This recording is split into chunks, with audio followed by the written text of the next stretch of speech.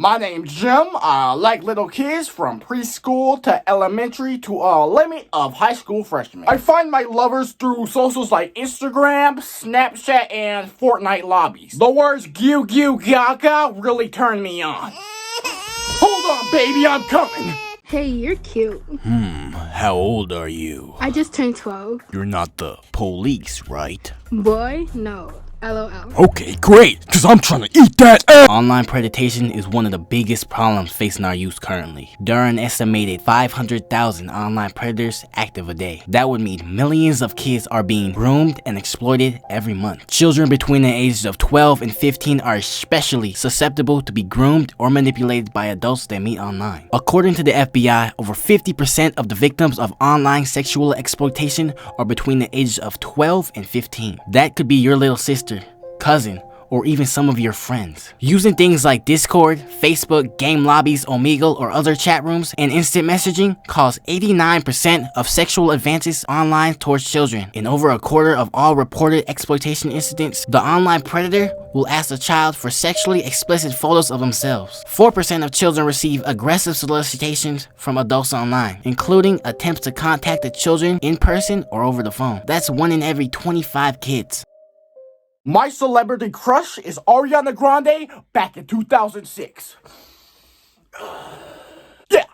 Yeah, she was the hottest back then. Really glowed down since. No, I don't have a job. I am 45. I am indeed balding. Yeah, but that don't stop me from pimping in my mama's basement. Jim is the type of person society expects to be an online predator, but that is far from the truth. So what type of people are online child predators? I could say every type, but there are certain statistics that are greater than others. Let's talk about gender. An analysis by Cyber Tipline showcased that as many as 82% of offenders are male. The predator statistics presented in the analysis, which covered 5,917 offenders, further showed that 9% of them were female. In the remaining 9% of cases, the gender of the offender could not be identified. Do the victims know the offender? The Cyber Tipline analysis also showed that the bulk of offenders, 98%, have likely been unknown to the victims in real life. Out of the remaining 2% who were known, the majority, 53%, were identified as family members, primary parents, step-siblings, and siblings. Who are the victims? Data analyzed by the UK Children's Charity shows that 84% of grooming cases involving sexual messages to children involve female victims. The research further pointed to Instagram as the social network used most during the coronavirus lockdown,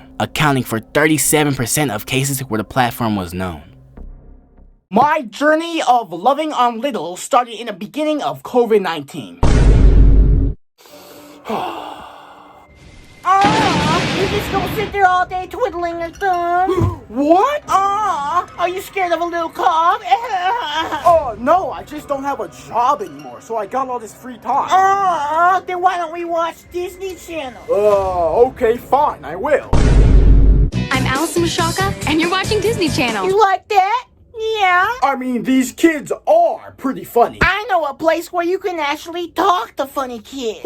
Where? I'll tell you only under one condition. What? You sexually exploit them. Okay, deal. How has online predation grown over time? The first months of the COVID-19 pandemic saw a 106% increase in reports of online predators. The effects of COVID-19 have been felt all over the world, with children being forced to spend the majority of their time indoors. Naturally, this means more time spent online, and what some experts call a perfect storm for child predators online. Things like online enticement saw a 97.5% rise in 2020. The online enticement is a broad category that involves communicating with child online with the intent to commit sexual exploitation or kidnapping. Cyber predator statistics show that online enticement takes place over various platforms, including social media, messaging apps, and gaming platforms. It should also be noted that child pornography is one of the fastest growing crimes in the United States right now. Nationally, there has been a 2,500% increase in arrests in the past 10 years, according to the FBI. What are ways that predators come in contact with victims? Adult predators looking to groom children online often visit social media websites that are popular with young people and will pretend to be their age. The adult may try to secure their trust with fake profile pictures by pretending to share similar interests, by offering gifts to the child, or by complimenting the child. Once an online relationship has been established, the groomer will often steer the conversation towards sex. The child may be pressured to take explicit photos or videos of themselves and send them to the groomer. In the most extreme cases, the groomer will pressure the child to meet in person and may even fly in to meet the child. The groomer may blackmail the child by threatening to release the private photos or videos and share them with the child's friends or family. While adults who groom children online are often strangers, this is not always the case. In many circumstances, the child may have met a groomer through family or other connections, and the adult builds a relationship with the child online. The child may not even realize that he or she is being groomed, and may consider the groomer to be a boyfriend or girlfriend. Some predators engage in bunny hunting, which is a process of picking a potential victim for grooming. They'll look at social media posts and public chats to learn about the kid first. Once they selected someone, they may begin the grooming phase, which often involve friending the target's contacts, engaging in increasingly personal conversations to build trust, taking the conversations to other platforms, requesting pictures, and finally requesting offline contact. What are the outcomes if a predator meets up with a victim?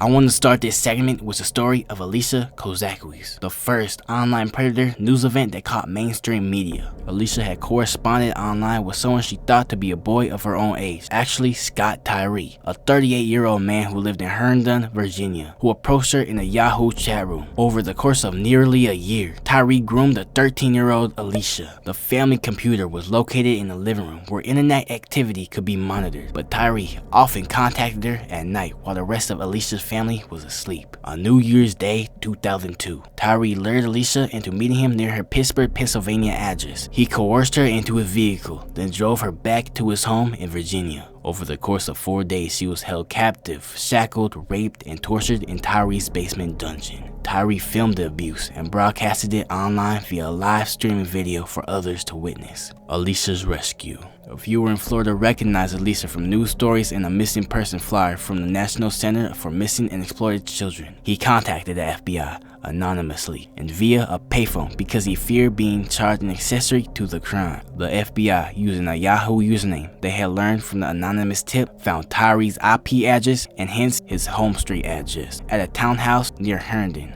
When FBI agents stormed the house on January 4, 2002, Alicia feared that there were men Tyree had sent to kill her. At 4:10 p.m. on January 4, 2002, agents freed Alicia. Tyree was arrested a half an hour later at his workplace in Herndon. In September 2003, Tyree was sentenced to 19 years and 7 months in federal prison. So what is the solution? First, you must be able to tell when a child is being groomed. Online grooming may be difficult to detect because it often occurs while a child is at home and simply using a computer. Groomers often order children not to talk about their conduct. However, there may be signs that a child is being groomed by an online predator, including spending an increasing amount of time online, becoming secretive about their online conduct, switching screens or closing tabs or windows whenever a parent is close, using sexual language that they would not be expected to know, and becoming emotionally volatile. Brandon Poor is a detective for the Grand Prairie Police Department. Poor spends his days looking through thousands of messages, photos, and documents that could result in potential sexual exploitation. Poor said he wants to find adults not only talking to minors in sexual manners, but attempting to meet in person and have sex with them. Social media creators can also solve this issue. A Michigan-based YouTube content creator